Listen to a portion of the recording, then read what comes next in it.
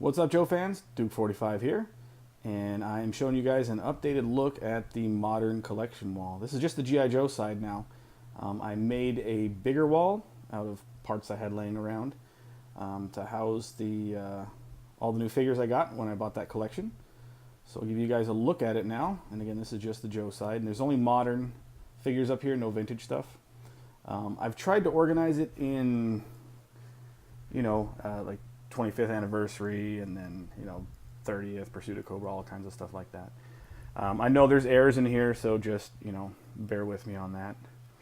I always like to start off with the original 13, the OG 13 there, classics.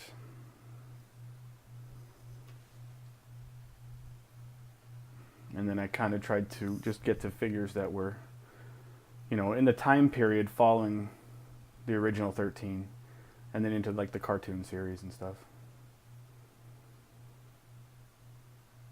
So I never intended to be, like a completionist, but I also had no idea I was going to get so much 25th anniversary stuff, which has kind of brought me a lot closer to maybe considering being a completionist on here.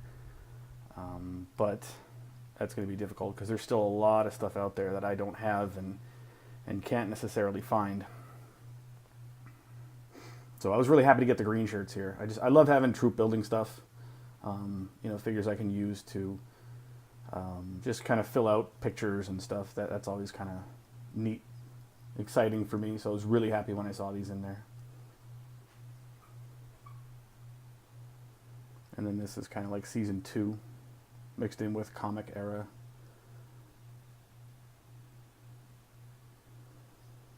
Like the cast from the movie, sort of. Like 88 stuff. Again, it's not 100% in order, so I understand that. And if you're able to look past it, cool, I appreciate it. And then getting into probably my favorite line in the modern series, which is the Pursuit of Cobra. Really well done figures, largely. Yeah, you can find issues with them, but it's really tough. They tried. You could tell that they really, really tried to nail down all the details. And as far as 4-inch figures go, 3 3/4-inch figures go, I'm not sure how much better you could probably make them at a reasonable price point anyway than Pursuit of Cobra. Hope I'm not going too fast here, and try not to get a blurry picture, so maybe I'll back it up just a little bit. Kind of like in Renegades and Retaliation. I know that's not the proper head for Grunt, but I wanted a original looking Grunt, so I took the head off of this one and put it up with the original 12. Yeah, that's another thing too, is I'm having a hard time. The G.I. Joe Club one is just a little too expensive for me to get, even though it looks awesome. I love the color on it. And then the 25th anniversary one just, to me, doesn't really capture Grunt's likeness. At least to me. I'm sure other people will disagree with that. And then we get into the 50th anniversary.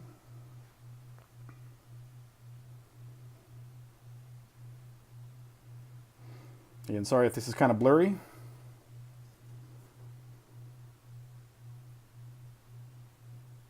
And we got some Deke era stuff, which is largely, convention and club exclusives. Got my custom tracker, along with the Dollar General Snake Eyes from the Deke series.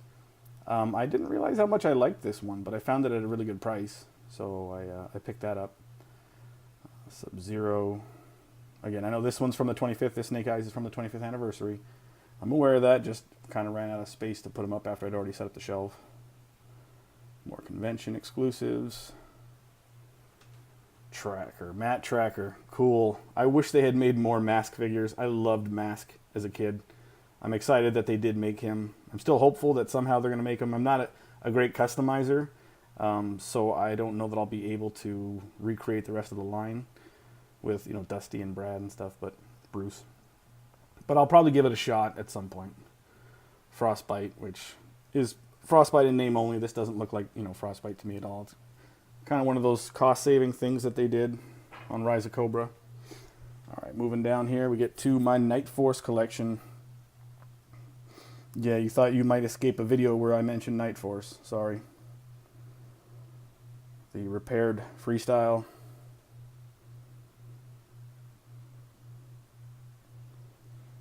Love me some Night Force. Now these figures here from the 50th anniversary they don't say Night Force on them on the packaging, but I've always just figured that they probably were Night Force because it included Falcon and Outback. Shooter, I mean, she's a sniper. It's a good thing to have on a Night Ops team, seeing as Low Light's not on the team. I've seen this referred to as Night Force Beachhead in certain places he isn't. Whatever, I just stuck him up there. All good. They did make a vintage, one of the vintage eras, Beachhead Night Force. So, and then this is supposed to be Night Force Lightfoot. Now I just swapped the head out. That's not actually the head that I planned to use. That's the head that I use for Wetsuit when he's not in his diver gear. The head I usually use is the Retaliation Duke, because that to me most closely resembles what the old school figure looked like. And then a couple of my Slaughters Marauders. I haven't been able to get the new Slaughters Marauder stuff. There's just too much stuff out there, and I've pretty much exhausted my available spending, especially around the holidays for now. So that's just going to take time. Tiger Force, another group I'd love to collect at some point. And then Steel Brigade. Steel Brigade Commander, Delta, and some troops. I like the variant here. I'm not sure if you can tell here, but this is a variant Steel Brigade. The arms are smoother. It's got like that textured, almost thermal sweater appearance on them. And it's much easier to pose than the other ones because they're really, really bulky. But this one's pretty easy to pose. And on the legs, too, you can see this one's got pockets and then circular knee pads as opposed to these ones, which are a little more angular. So it is a different figure, but it's not the more common one. The more common one is this one over here. But I do really like this particular version. And then I get into the movie figures. Rise of Cobra. Decent figures. I think for like photography purposes, I'll either use these to incorporate into my other stuff, or I'll just use them as like an enemy group or something. Same with Retaliation. The Flint to me looks a lot like Torpedo from the cartoon, at least. So I kind of use that Flint as Torpedo. And then Mouse, which is a really good figure. That's the body I use for Wetsuit outside of his diver gear. Jinx, I need to get that San Diego Comic-Con Jinx. I'm on the lookout for that if the price ever gets lower on it. Roadblock, and then finally, I'm in the process of kind of just patching together a October Guard group, because the price on those ones are way too expensive, but I would love to have like October Guard. And then finally get over to my G.I. Joe Retaliation Troopers, and then the 80s box set Duke, which doesn't remind me of Duke at all. I'm not sure. I haven't read enough of the comics to know where that look comes from, but to me it's Duke's head on Mutt's body, and it doesn't really scream Duke to me. So those are the figures from the set. Yeah, I mean, I'll give you a quick look. There's one of the Cobra walls. And then if you go around the corner here, there's the other Cobra wall. And don't worry, I'll give the Cobra walls their own time. But for now, I just wanted to show the updated modern G.I. Joe action figure wall. I'm hoping to have a couple more videos coming out here soon now that things have settled down.